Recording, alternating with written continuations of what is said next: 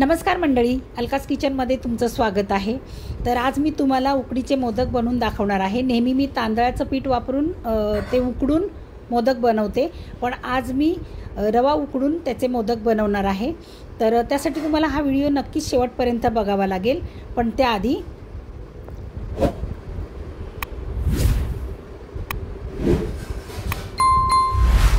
तर सगळ्यात आधी मी सारण तयार करून घेते।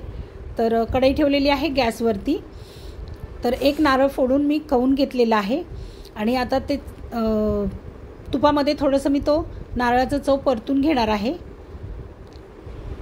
परतून झालेला आहे, जास्त कलर वगैरे चेंज होईल पत नाही परतायचं आपल्याला। आता एक वाटी गूळ घातलेला आहे आणि आपण हे गूळ चांगला विरघळेपर्यंत परतून घेऊया। तर बघा, गूळ मस्त विरघळलेला आहे याच्यामध्ये। आता वेलची पावडर घालूया वरून। तर आपलं सारण तयार झालेलं आहे, हे बाजूला ठेवते। आता उकड काढायला घेते। तर एक वाटी मी रवा घेतलेला आहे। तर रवा थोडासा जाडसर आहे, म्हणून मी जरा मिक्सरच्या भांड्यामध्ये घालून फिरवणार आहे। बारीक रवा असेल तर काही बारीक करायची गरज नाही आहे। तर बघा, अशा पद्धतीने मी हा जाडसर रवा बारीक करून घेतलेला आहे। कढईमध्ये मी एक वाटी रव्याला 1.5 वाटी पाणी घातलेलं आहे। चवीनुसार चिमूटभर मीठ घातलेलं आहे। 1 चमचा मी तूप घातलेलं आहे। आता या पाण्याला चांगली उकळी येऊ द्यायची आपल्याला। तर बघू शकता, मस्त उकळी आलेली आहे। आणि आता याच्यामध्ये थोडा थोडा करून आपल्याला रवा सोडायचा आणि इकडे पटपट असं हलवत जायचं, जेणेकरून रव्याच्या अशा गुठळ्या गाठी होऊ नयेत। तर हे अशा पद्धतीने आपल्याला सगळं मिक्स करून घ्यायचं आहे। तर छान याची उकड काढून घ्यायची आहे।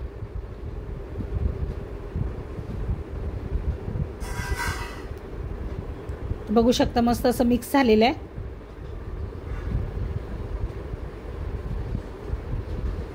आता गॅस बारीक करून झाकण ठेवून मी 2 ते 3 मिनटं वाफ काढून घेणार आहे।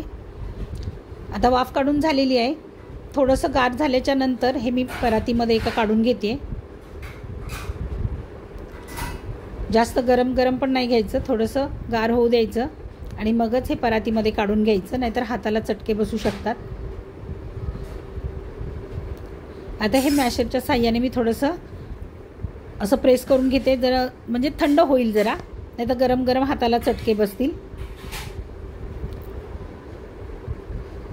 तर थंड झालेलं आहे।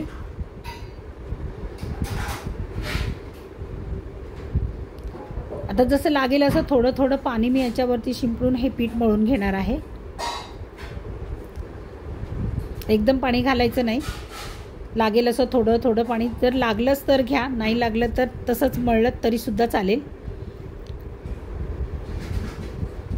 आणि मस्त मळून याचा मी गोळा तयार करणार आहे। तर अशा पद्धतीने गोळा तयार झालेला आहे, बघू शकता। वरून तूप लावून घेते आणि पुन्हा व्यवस्थित मळून घेते। आता हे मळल्याच्या नंतर मुरत वगैरे ठेवायची काही गरज नाही आहे।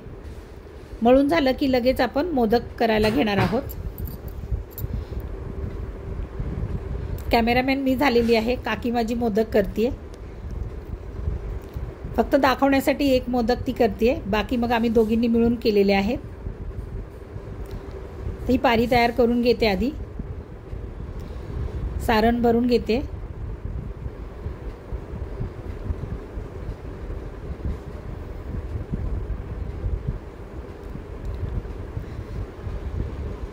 आणि छान अशा कळ्या पाडून घेते, बघू शकता।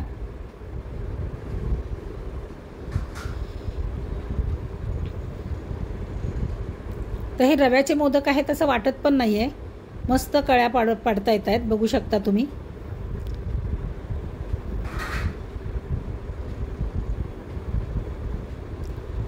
तर छान असा मोदक तयार झालेला आहे, मस्तच। अशा पद्धतीने बाकीचे सगळे मोदक तयार करून घेणार आहोत दोघी जणी मिळून। तर झालेले आहेत मोदक आपले। पाणी पण ठेवलेलं आहे गरम करायला, उकडून घ्यायचे। चाळणीला तेल लावून मोदक ठेवायचेत, नाही तर चिटकून बसतील। आता इथे आपण गरम पाणी करून ठेवलेलं आहे, त्याच्यावरती चाळण ठेवून झाकून ठेवूया। 10 मिनटं आपण ही उकड काढून घेऊया। तर झालेले आहेत 10 मिनटं, बघू शकता मंडळी। तर छानच मोदक आपले तयार झालेले आहेत। तर नक्की तुम्ही रव्याचे पण मोदक करून बघा, आणि हा व्हिडिओ तुम्हाला कसा वाटला ते कमेंटमध्ये सांगा. लाईक करा, शेअर करा, नवीन असाल तर सबस्क्राईब करा. धन्यवाद.